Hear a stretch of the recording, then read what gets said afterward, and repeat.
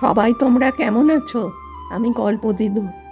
আজকের গল্পের নাম গোপাল ভাঁড় আর ভূতের বাজি। একদিন গ্রামের কয়েকজন দুষ্টু ছেলে গোপালকে ফাঁদে ফেলতে চাইল। তারা ঠিক করলো রাতে বটতলায় ভূতের সাজে গোপালকে ভয় দেখাবে। সেদিন রাতেই গোপাল বাজার থেকে ফেরার পথে বটতলার কাছে এলো।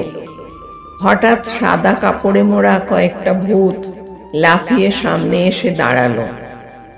গোপাল, আমরা ভূত, তোর প্রাণ নেব। গোপাল বিন্দুমাত্র ভয় না পেয়ে বলল, দারুণ, আমিও তো ভূত হতে চাইছিলাম অনেক দিন ধরে। চলো তোমাদের সাথে ভূতের গ্রামে যাব। ছেলেরা হতবাক, কি ভূতের গ্রামে যাবে? গোপাল বলল, হ্যাঁ, কিন্তু তার আগে একটা শর্ত আছে। তোমাদের মতন সাদা কাপড় লাগবে।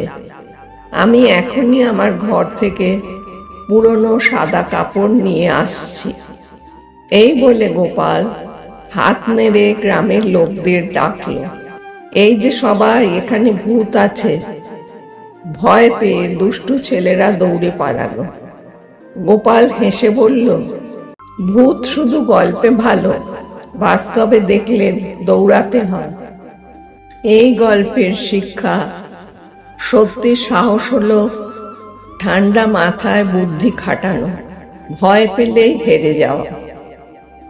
গল্প দিদুর এমন অনেক গল্পের জন্য ভিডিওটা লাইক করো আর শেয়ার করো, সাথে চ্যানেলটা সাবস্ক্রাইব করতে ভুলো না। তাহলে আজকে আমি আসি, নতুন গল্পের সঙ্গে তোমাদের সাথে দেখা হবে।